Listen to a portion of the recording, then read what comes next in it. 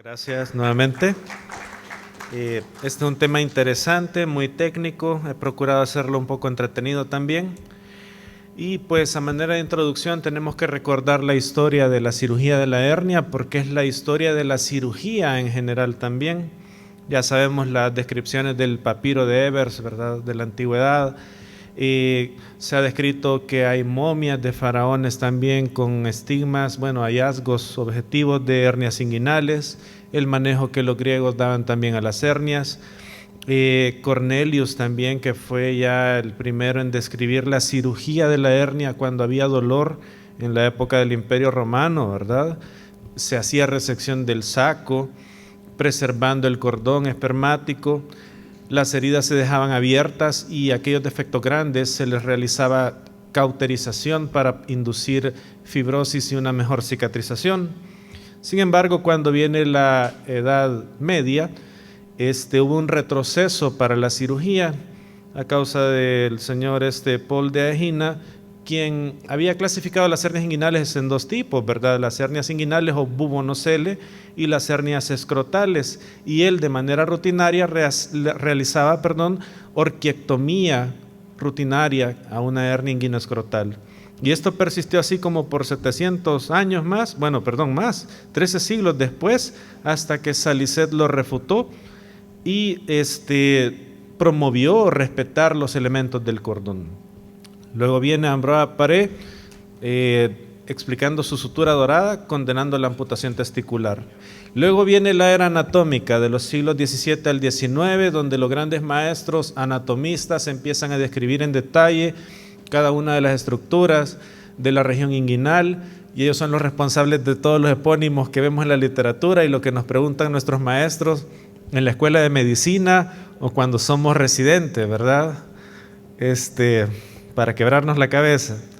Luego después viene la era del reparo bajo tensión, siglo XIX a mediados del siglo XX, siendo los personajes más notables en esta época Eduardo Bassini y William Halsted, quienes promovieron el reparo del piso del canal inguinal o pared posterior. Sin embargo, después de esto se observó que había dolor inguinal crónico, los pacientes tenían que encorvarse para caminar por la tensión. Entonces, a raíz de eso surgió otros procedimientos como las incisiones de liberación de la vaina de los rectos, la creación de flaps de la vaina de los rectos para cubrir los defectos. Marcy recomendó el uso de tendón de canguro, ¿verdad?, para reemplazar material y liberar tensión. Se describió también el uso de la fascialata, pero fue Phelps en 1894 quien empezó a utilizar reforzamiento con coils de plata en la región inguinal, observando buenos resultados. Y vinieron otros autores que empezaron a usar otros tipos de metales, pero se comenzaron a ver efectos adversos de toxicidad o tractos sinuosos crónicos, ¿verdad?, por rechazo de material. En el 44, Acquaviva introdujo los injertos plásticos, pero estos presentaban muchos trayectos sinuosos y abscesos. Y fue hasta 1959 que Usher y colaboradores introdujeron la malla Marlex, que era originalmente hecha de polietileno. Y aquí está su descripción original de cómo se implantaba la malla, y si ustedes se fijan, está por debajo del tendón conjunto, está en un espacio preperitoneal, ¿verdad? Así comienza esta revolución de hernias, de reparo de hernias libres de tensión, y Usher describió que la evolución de estos pacientes era impresionante, libre de dolor, la cateterización raramente era necesaria, que estos pacientes son capaces de caminar en posición erecta sin disconfort. Luego surgen otros personajes de estos, quizás los más notables como Reeves y Stoppa, que hablaban de su abordaje preperitoneal anterior, posterior o en combinación. Los materiales que se estaban usando ya para la década de los 60 eran teflón, dacron o marlex. Ahora, la malla Marlex de polipropileno como tal también fue introducida por Usher en 1963. También es la malla que utilizó Liechtenstein es un análogo del polietileno originalmente utilizado. Tiene las ventajas de que es autoclavable, resistente sin deshilarse. Al inicio se documentó que había recurrencia porque se utilizaban suturas de acero para fijar al ligamento de Cooper. Esto mejoró tras el uso de suturas plásticas, ¿verdad?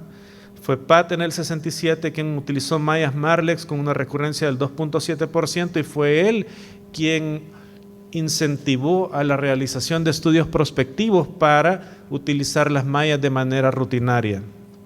Ahora, técnica de Lichtenstein, o sea, todos la conocemos como la técnica libre de tensión, pero ya había otros autores como Rodríguez y Phillips que describían la cirugía de clínica o cirugía ambulatoria de la hernia inguinal, describiendo los puntos de fijación similares a los de la técnica de Lichtenstein.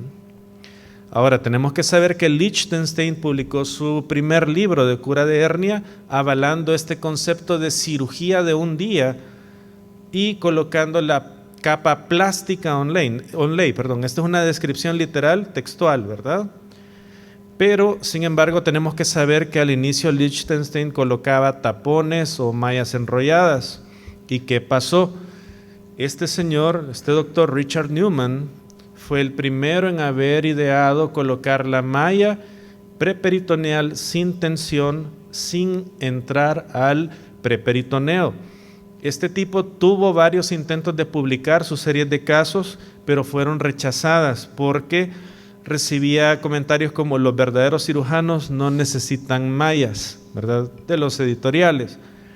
En su desesperación, este señor Richard Newman le describió la técnica a Lichtenstein y fue Lichtenstein quien la publicó, y no fue hasta la segunda edición de su libro que Lichtenstein reconoció que la técnica fue descrita por Richard Newman. O sea, 16 años después, Lichtenstein reconoció que él se había llevado el crédito. Y ahora sí, a lo que nos compete del tema. Tengo 7 minutos. Bueno, la malla ideal se propuso que tenía que ser una malla no carcinogénica, químicamente inerte, resistente de las fuerzas mecánicas, esterilizable, inerte a tejidos y fluidos corporales, capaz de limitar la reacción a cuerpo extraño, viabilidad para fabricarse o moldearse de acuerdo a la forma necesaria según el paciente y poca probabilidad de producir alergia o hipersensibilidad. Vamos a hablar del polipropileno, que es el material que más se utiliza, ¿verdad? Y vamos a hablar sobre algo muy importante, la cantidad de polipropileno en una malla, si afecta o no afecta los resultados. Esto fue realizado pues en procedimientos tipo TAP, un estudio prospectivo de 672 casos, se compararon 3 tipos de malla, ¿verdad? Una malla de alto peso, una malla de muy bajo peso, y también mallas compuestas con material, una malla parcialmente absorbible, con polipropileno y Vicryl. Aquí lo que se observó es que la malla más pesada tardaba un poco más en colocarse, acordémonos que esto es laparoscópico, estaba asociada a mayor cantidad de seromas y que producía mayor sensación de cuerpo extraño, a diferencia de las mallas que están combinadas con material absorbible o las de peso muy bajo. En conclusión, pues el autor concluía que, perdón la redundancia, que los resultados funcionables eran comparables, pero que había menor tasa de complicaciones y mejor calidad de vida cuando se disminuía la densidad o el peso de la malla. Ahora, este es un estudio que habla sobre la comparación de diferentes tipos de mallas livianas, y este estudio, si ustedes se fijan, es del 2007. O sea, estoy mencionando un par de estudios viejos porque realmente muchas de las descripciones de estos materiales han sido ampliamente estudiadas, y lo que ahora encontramos hoy en día es sobre si puedo usar esta malla en tal lugar o puedo usar esta malla para una hernia parostomal o cosas así. Pero las descripciones más amplias de los materiales protésicos ya fueron hechas hace más de 10, 15 años, ¿verdad? Estas eran las mallas disponibles en ese entonces, eran mallas parcialmente absorbibles, de polipropileno livianas, biológicas o recubiertas. Y entonces aquí empezamos a ver otros parámetros como la composición de poros y fibras. Al inicio se decía que los poros eran de 75 a 100 micras, o sea, son súper pequeños. Ahora se sabe que lo fisiológico es mayor a 1000 micras.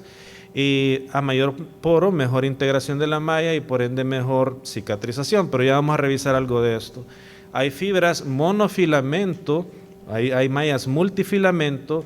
Los materiales protésicos más comunes son poliéster, polipropileno y el teflón, pero vamos a hablar un poco más de esto también.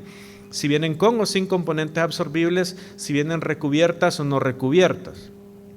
Ahora, los parámetros para escoger una malla ideal, dependiendo de cada caso, ¿verdad? Dependiendo de cada cirugía que se va a realizar, no es lo mismo una hernia ventral que una hernia inguinal, ¿verdad? Tenemos que saber de qué está hecha la malla, cuál es su estructura, los parámetros mecánicos que ésta tiene para ver si se adecúan a la cirugía que vamos a realizar. Y surge otro concepto como la porosidad efectiva. O sea, la malla sabemos que funciona induciendo una respuesta inflamatoria cicatricial, ¿verdad? Pero tiene que permitir cierto grado de flexibilidad para evitar la sensación de cuerpo extraño o dolor. Entonces, la malla con una porosidad efectiva es aquella que, si bien es cierto, el proceso inflamatorio pasa a través de sus poros, no hace un tapizado completo, porque esto daría rigidez, ¿verdad? Tenemos la clasificación de las mallas cuando es pesada, cuando son livianas y cuando son intermedias. Y para aclarar este concepto, o sea, aquí tenemos dos vasos, uno con agua en su estado líquido y un vaso con cubos de hielo. En ambos vasos estas sustancias son agua, solo que en diferente configuración, ¿verdad? Con el congelamiento, pues las moléculas del agua adquieren otra configuración espacial, entonces son partículas que están menos agrupadas, es decir, hay menos densidad, pero el agua es lo mismo. Entonces, ¿cuál pesa más? El vaso con hielo, conste, no es un vaso de agua congelada, sino que lleno, ¿verdad? Sino que son cubos aparte, o el agua en su estado líquido. Obviamente va a pesar más el vaso lleno de agua líquida. Así como ustedes ven acá, ven una escoba, un saco, una malla macroporo, una malla microporo, todos estos son polipropileno, es la misma molécula. Entonces el peso molecular del polipropileno va a ser el mismo aquí y en cualquier lado. Si se cambia eso ya no es polipropileno. Entonces es un error decir mallas de bajo peso molecular, es densidad, es gramos por metro cuadrado. Entonces acá en este estudio se hablaba sobre la fuerza tensil, ¿verdad?, de la pared abdominal y de la ingle para orientarnos a escoger qué tipo de malla vamos a escoger. La mayoría de mallas sintéticas, incluyendo las de peso liviano, poseen una fuerza tensil de por lo menos 32 newtons por centímetro, pero las catalogan como suficientemente resistente para soportar la dinámica de la pared abdominal y la pared inguinal, pero hemos visto también recientemente que hay muchos reportes de rupturas de mallas de bajo peso molecular. Y aquí pues imágenes microscópicas de una malla que parece ser buena, pero realmente es una malla pesada de microporos. Si ustedes se fijan acá, la distancia, el diámetro del poro es de 440 micras, no es el diámetro ideal, recordemos que tiene que ser más de 1000 micras, ¿verdad? Y así hay diferentes composiciones. Entonces la densidad y el tamaño afectan la cicatrización y la integración de la malla. Una malla con poro muy cerrado puede producir más seromas y falta de integración, ¿verdad? Aquí hay otro tipo de comparación de las mallas, tengo poco tiempo, lo voy a pasar. Tenemos el poliéster, se describió el poliéster. El problema del poliéster es que induce a una reacción inflamatoria mayor, hay mayor incidencia de granulomas y puede producir mayores infecciones de sitio quirúrgico, ¿verdad? La ventaja es que eran mallas más plegables, pero a la larga pues no ofrece mayor ventaja sobre el polipropileno. Tenemos el teflón, ¿verdad?, o politetrafluoroetileno extendido, y es un polímero de fluorocarbono no susceptible a procesos biológicos. Al inicio se pensó como una buena opción para dejar las mallas en contacto con las vísceras, pero se ha observado que debido a que es inerte, es demasiado inerte, tiene una muy pobre o nula integración de la malla a los tejidos. Entonces, por ende, una alta recidiva. Se idearon mallas absorbibles también, sobre todo compuestas de Vicryl, y estas con la finalidad de poder cerrar abdómenes hostiles que habían estado con un proceso infeccioso para disminuir el tiempo en que manteníamos un abdomen abierto. Y sobre todo esto, pues, en la era previo al uso de la terapia VAC abdominal. La ventaja que se le atribuía era que porque eran absorbibles, menor riesgo de infección y complicaciones asociadas a la malla, pero se observó que predisponen a infecciones también. Entonces, no se utilizan. Con respecto a las mallas biológicas, son elaboradas de diferentes matrices de colágeno, hay de cadáver humano, hay bovinas, hay porcinas. Estas también se utilizaron con la finalidad de las mallas sintéticas absorbibles para poder colocarse en espacios donde había habido contaminación, donde necesitábamos colocar mallas que estuvieran en contacto directo con las asas, pero tienen el problema de ser costosas y que no son lo que al inicio todos pensábamos, ¿verdad?